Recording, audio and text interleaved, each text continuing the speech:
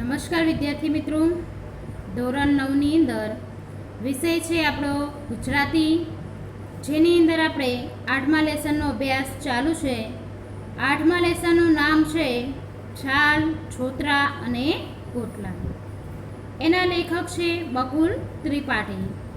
આપણી છાલ, છોતરા અને ગોટલાનો સાહિત્ય પ્રકાર છે હાસ્ય નિમન. તો વિદ્યાર્થી મિત્રો, અગાઉની લેક્ચરની અંદર આપણે પાઠની શરૂઆત કરી દીધી હતી. પાઠ આપણે ભણી ચૂક્યા છીએ, તમને સમજણ પડી ગઈ હશે. આજે આપણે શબ્દાર્થનો અભ્યાસ કરીએ, જેમાં સૌથી પહેલાં છે સમાનાર્થી શબ્દો. તો મૂળ એટલે કે પ્રાચીન અથવા તો અસલ. ત્યારબાદ મક્ષિકા તો માખી, પ્રાચીન તો જૂનું, યથાશક્તિ તો શક્તિ પ્રમાણે, ડસ્ટબિન તો કચરાપેટી, વિભૂષિત તો શણગારેલું. ત્યારબાદ સંસ્કૃતિ કહીએ તો કે વિભિન્ન ગ્રંથોમાં સચવાયેલા જે સભ્યતા છે એને આપણે સંસ્કૃતિ કહીએ. પછી અવશેષ તો બાકી રહેલા ભાગ, જડવું તો મળવું, સ્તૂપ તો ભગવાન બુદ્ધના જે અવશેષોને ઉપરનું ગોળ ઘુમ્મટના આકારનું જે સ્થાપત્ય છે એ, ઢાંકી દેવું તો છાવરી દેવું, છવાઈ જવું તો ડંકાઈ જવું, તાજા બજાર, તાજા તો તદ્દન તાજું, નવ એટલે કે નૂતન, અઢળક તો પુષ્કળ, કૃપા મહેરબાની, આમ્રફળ તો કેરી, છૂટું છવાયું તો વેર વિખેર, અત્ર તત્ર સર્વત્ર તો અહીં તહીં ચારે બાજુ.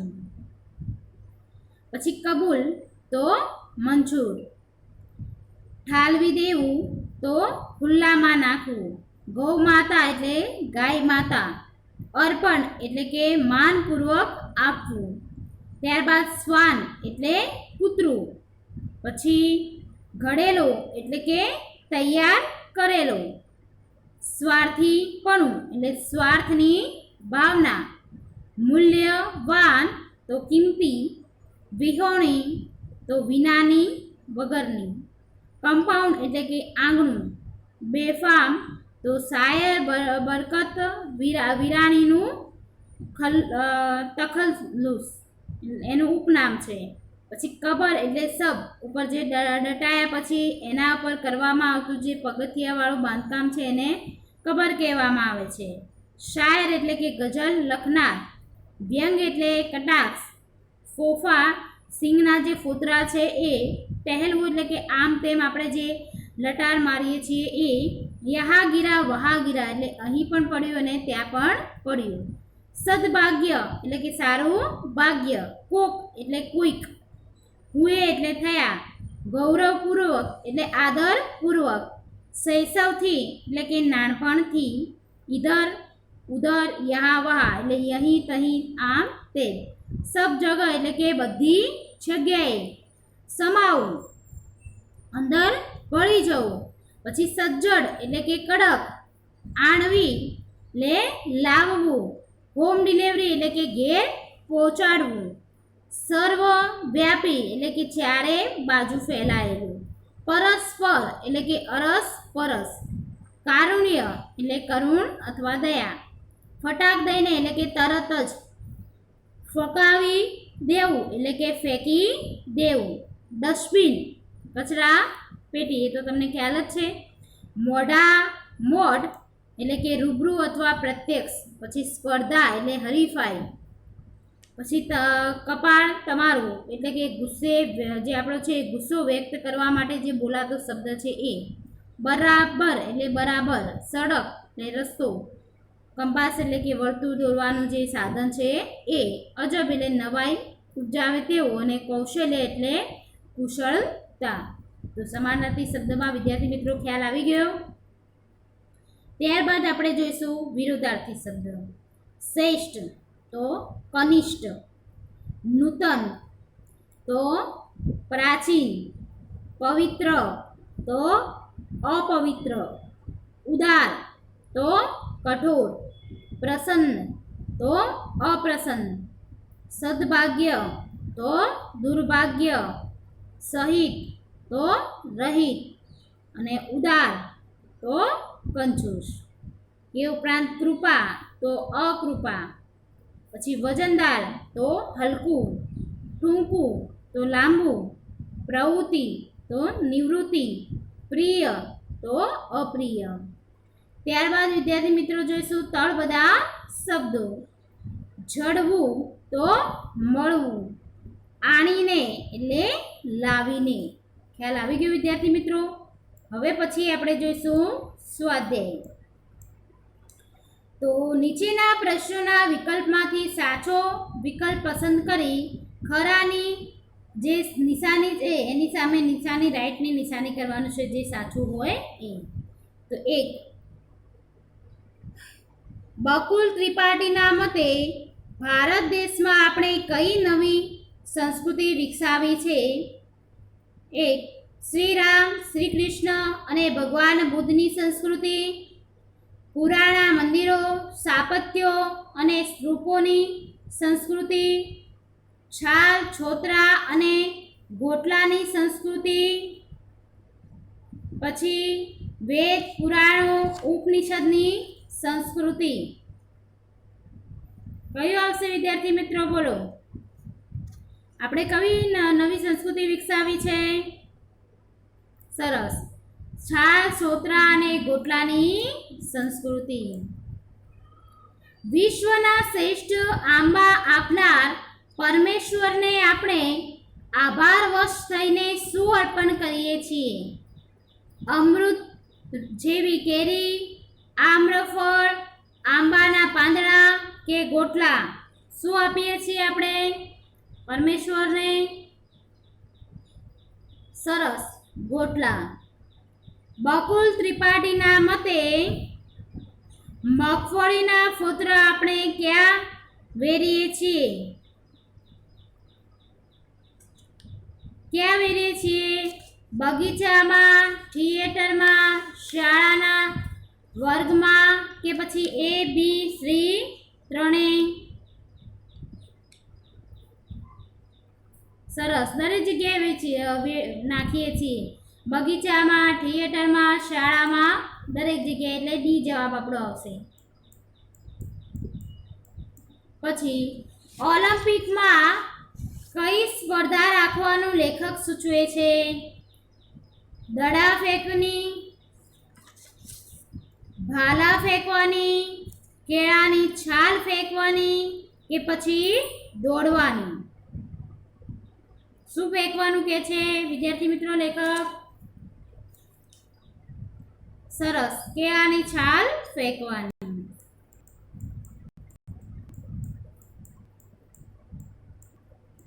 હવે વિદ્યાર્થી મિત્રો આપણે પ્રશ્ન જોઈશું. નીચે આપેલા પ્રશ્નોના 7-8 વાક્યોમાં ઉત્તર લખો. પ્રશ્ન નંબર 1, જીવદયા પ્રેમના નામે લેખક આપણી કઈ નબળાઈ તરફ ધ્યાન દોરે છે? તો કઈ નબળાઈ તરફ દોરે છે? તો કે આપણે ફોફાના ફોતરાને ગમે ત્યાં ફેંકવાને બદલે એને રૂમાલમાં દઈ તેને નાની પોટલી વાળીને ખીચામાં રાખવી જોઈએ. પછી જતા આવતા જ્યાં આપણને મ્યુનિસિપાલિટીની કચરા પેટી દેખાતી જાય ત્યાં જઈને એમાં ઠાલવીને આપણે દેવી જોઈએ. પણ આપણને એવી ટેવ નથી. આપણે તો કે રહ્યા જીવદયા પ્રેમીઓ. આપણે જાણીએ છીએ કે સિંગના ફોતરા જે છે એ પર કે કીડીઓ આવે છે. ઘણીવાર એ સહકુટુંબ મિત્ર મંડળ સાથે આવે છે. એ બિચારું સાવ નાનું જંતુ છે. ચાલીને છેક કચરા પેટી સુધી ક્યાં જઈને શકવાનું? થાકી ન જાય? એમ વિચારીને એના પર દયા કરીને આપણે કીડીને ફોતરાની જાણે હોમ ડિલિવરી કરીએ છીએ. લેખક આમ કહીને ગમે ત્યાં કચરો ફેંકવાની આપણી નબળાઈ તરફ ધ્યાન દોરે છે અને આપણી આ કુટેવ પર હળવો કટાક્ષ કરે છે. તો ખ્યાલ આવી ગયો વિદ્યાર્થી મિત્રો શું લખવાનું આ પ્રશ્નમાં? ચલો હવે બીજો પ્રશ્ન જોઈએ. છાલ, છોતરા અને ગોટલા પાઠમાંથી આપણને શું શીખવા મળે છે? શું શીખવા મળે વિદ્યાર્થી મિત્રો? જે સમજ્યા હોય અને એમાંથી આપણને જે શિખામણ મળે છે એ આપણે લખવાની છે. તો કે છાલ, છોતરા અને ગોટલા પાઠમાંથી મુખ્ય એ વાત શીખવા મળે છે કે આપણે સ્વચ્છતા પ્રત્યે જાગૃત નથી, પરંતુ જ્યાં સ્વચ્છતા હોય ત્યાં જ પ્રભુનો વાસ હોય છે. આથી આપણે આપણા તમામ મંદિરોને અને એની આસપાસ પરિસરને સ્વસ્થ રાખવા જોઈએ. ત્યાં કચરો ફેંકીને ગંદકી કરવી ન જોઈએ. આપણા ઘરની આસપાસના જે પરિસરને તથા જાહેર સ્થળોને પણ સ્વચ્છ રાખવા જોઈએ. ઉનાળાની ઋતુમાં ચારે બાજુ કેરીના ગોટલા ફેંકવાને બદલે નજીકમાં મૂકી મ્યુનિસિપાલિટીના જે કચરા પેટીમાં નાખવા જોઈએ. એનાથી મધમાખીઓનો ઉદ્ભવ નહીં થાય. આપણે કેળાની છાલ પણ કે રસ્તાઓ પર ફેંકીએ છીએ. તો ટૂંકમાં સિંગના ફોતરા હોય કે નારિયેળના ફોતરા તેને આપણે પોટલામાં વાળીને ખિસ્સામાં કે થેલીમાં મૂકી દેવા અને બહાર જતા આવતા જ્યાં મ્યુનિસિપાલિટીની કચરાપેટી દેખાય એમાં નાખી દેવા. ઘર, શાળા, મંદિર, જાહેર રસ્તાઓ કે જાહેર સ્થળોને સ્વસ્થ રાખવા એ આપણા સૌની ફરજ છે. આ વાતને લેખકે અનેક ઉદાહરણો દ્વારા કાવ્ય પંક્તિ અને ફિલ્મી ગીતોની પંક્તિઓ ટાંકીને વ્યંગ્યાત્મક એટલે કે કટાક્ષ રીતે શૈલીમાં સમજાવી છે અને આપણી આવી અણધડ જે કુટેવોને દૂર કરવાની વાત કરી છે લેખકે કે આવી જે કુટેવો છે એ કુટેવો દૂર કરવી જોઈએ જેથી આપણે સ્વસ્થતા રાખી શકીએ. પ્રશ્ન નંબર 2 છે નીચેના પ્રશ્નોના 2-3 વાક્યમાં ઉત્તર લખો. પ્રશ્ન નંબર 1 આપણા યાત્રાધામોમાં શું શું વેરાયેલું દેખાય છે? તો આપણે જોઈ શકીએ કે આપણે યાત્રાધામ પર જઈએ છીએ તો આપણને કચરાની અંદર શું શું જોવા મળે છે, ત્યાં શું શું વેરાયેલું હોય છે વિદ્યાર્થી મિત્રો? પહેલાં વિચારો.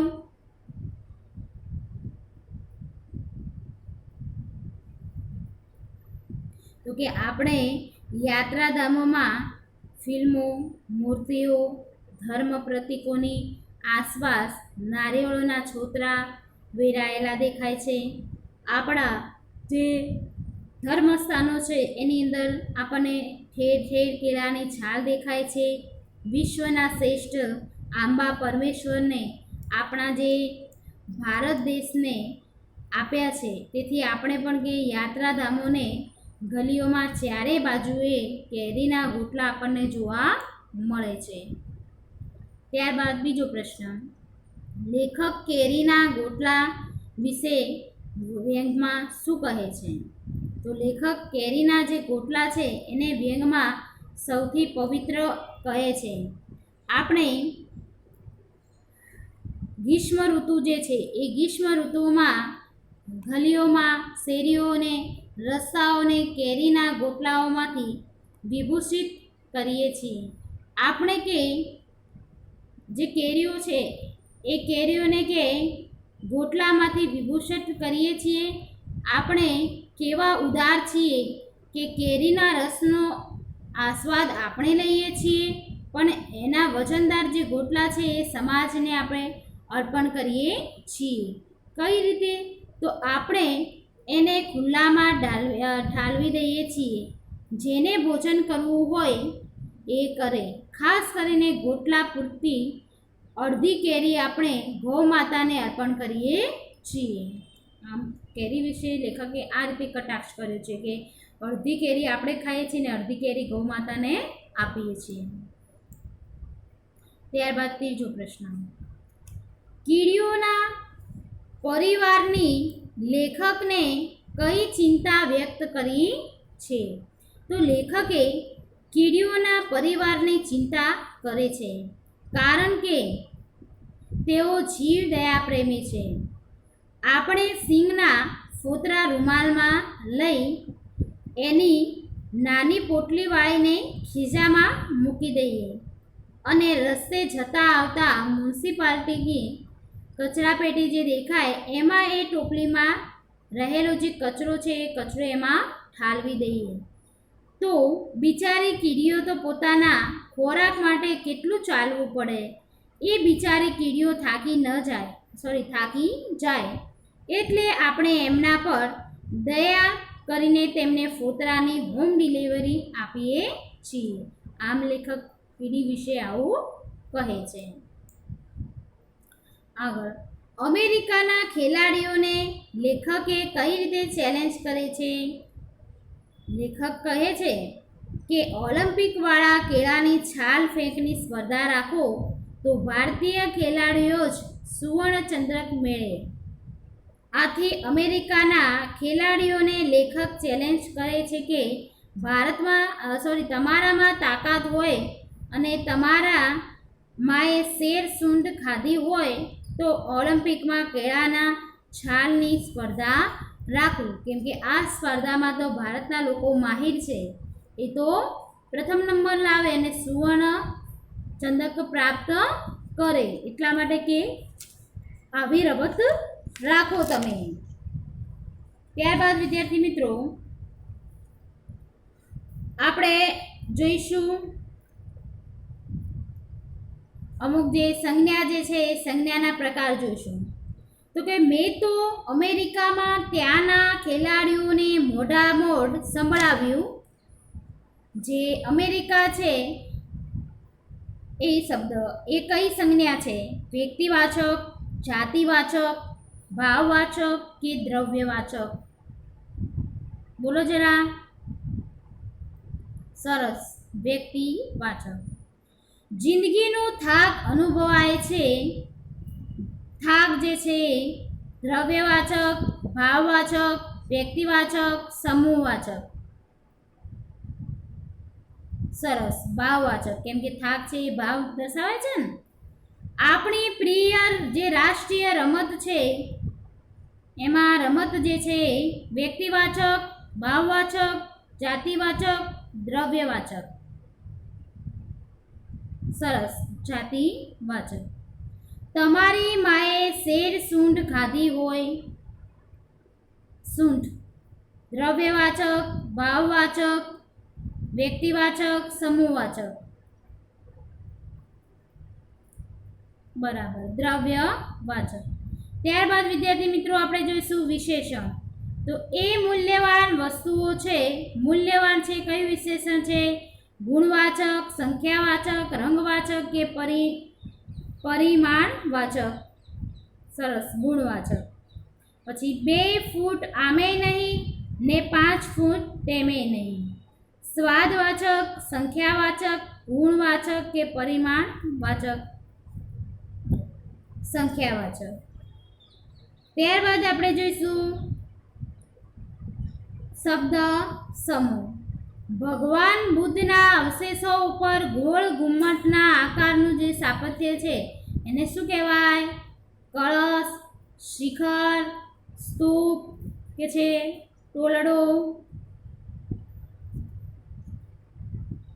સરસ, સ્તૂપ.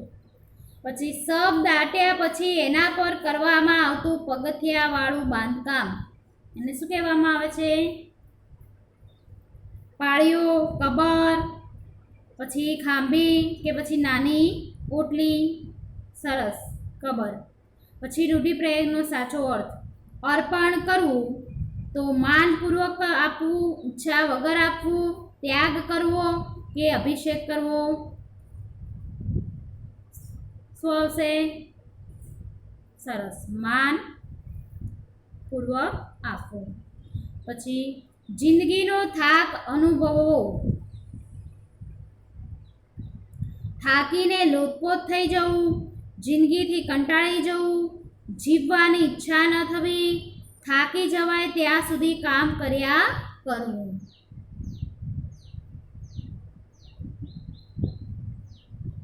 શું આવશે? સરસ, જિંદગીથી કંટાળી જવું. પછી દિલ તૂટવું, તો દિલ પર ઘા કરવો, દિલના કટાક્ષ થઈ જવા, લાગણીશીલ થવું કે નિરાશ થઈ જવું. શું આવશે? સરસ, નિરાશ થઈ જવું.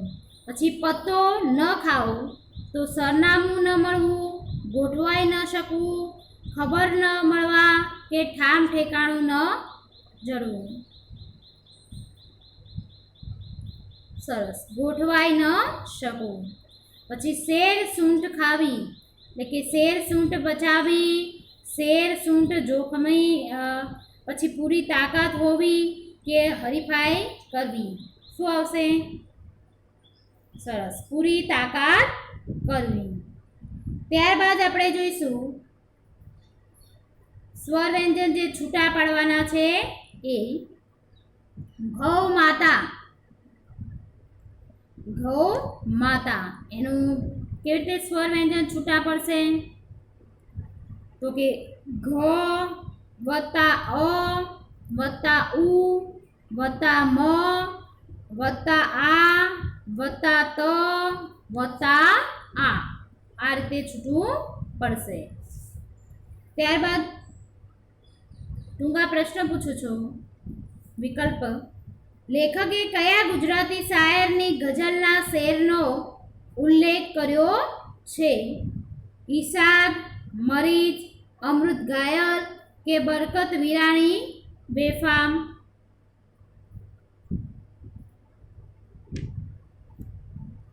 સરસ, બરકત વિરાની બેફામ. પછી લેખક ફોફાના પુત્ર ચારે બાજુ વેરવાને પૂર્ણવંતી પ્રવૃત્તિ ગણાવે છે, કારણ કે એમાં જીવદયા સમાઈ છે, એમાં સેવા ભાવના રહેલી છે, એમાં દાનની ભાવના રહેલી છે, એમાં સ્વસ્થતાની ભાવના રહેલી છે. શું આવશે? સરસ, એમાં જીવદયા સમાયેલી છે. આપણી કીડીઓને ફોતરા કેવી રીતે પહોંચાડીએ છીએ? આપણે કીડીઓને ફોતરા કેવી રીતે પહોંચાડીએ છીએ? આંગણામાં ઢગલો કરીને, કચરા પેટીમાં નાખીને, હોમ ડિલિવરીથી કે કીડીના દર પાસે ઠાલવીને? બોલો જરા, વિચારો. સરસ, હોમ ડિલિવરીથી. લેખકના મતે આપણી પ્રિય રાષ્ટ્રીય રમત કઈ છે? ક્રિકેટ, કેળાની છાલ ફેંક, હોકી કે ફૂટબોલ? પ્રિય રમત કઈ છે? સરસ, કેળાની છાલ ફેંક. ઓલિમ્પિક વાળા કેળાની છાલ ફેંકની સ્પર્ધા રાખે તો કયા દેશના ખેલાડીઓ સુવર્ણ ચંદ્રક મળે? ભારતીય ખેલાડી, નેપાળ ખેલાડી, શ્રીલંકાના ખેલાડી કે સિંગાપુરના ખેલાડી? સરસ, ભારતના ખેલાડીઓ, કેમ કે ભારતના ખેલાડીઓ તો કેળાની છાલ આમ તેમ ફેંકતા જ હોય, એમાં માહિર છે. તો ઓલિમ્પિકમાં કેળાની છાલ ફેંક સ્પર્ધા રાખો, આ વિધાનમાં કયો રૂઢિપ્રયોગ છે? શેર સૂંઠ ખાવી, શેર લોહી ચડવું, શેર માટીની ખોટ હોવી કે પછી શેર લેવા? સરસ, શેર સૂંઠ ખાવી. લેખકને અનહદ શું લાગે છે? સ્વસ્થતાની ટેવ, સંસ્કૃતિની મહત્વ, પરિવર્તનનું કારુણ્ય કે અજબનું કૌશલ્ય? શું લાગે છે વિદ્યાર્થી મિત્રો? વિચારો જરા. સરસ, પરિવર્તનનું કારુણ્ય. શિલ્પો, મૂર્તિઓ અને ધર્મ પ્રતીકોની આસપાસ શું વેરાયેલું દેખાય છે? એઠવાડ, કેળાની છાલ, નારિયેળના છોતરા કે કેળાના ગોટલા? શું દેખાય છે બોલો? સરસ, નારિયેળના જે છોતરા છે એ જ્યાં ત્યાં દેખાય છે. લેખકે કેળાને કેવું ફળ કહ્યું છે? ચીકણું ફળ, પીળું ફળ, પવિત્ર અને ફળાળી ફળ કે વેળાનું ફળ? કેવું ફળ કીધું છે? સરસ, પવિત્ર અને ફળાળી ફળ કહ્યું છે. લેખકે આંબાના પર્યાય રૂપે કયા શબ્દનો ઉલ્લેખ કર્યો છે? આમ્રફળ, કેસર, પાયરી કે આફૂસ? આમ્રફળ. ગ્રીષ્મ ઋતુમાં આપણે કયા કયા સ્થળોએ ગોટલામાંથી વિભૂષિત કરીએ છીએ?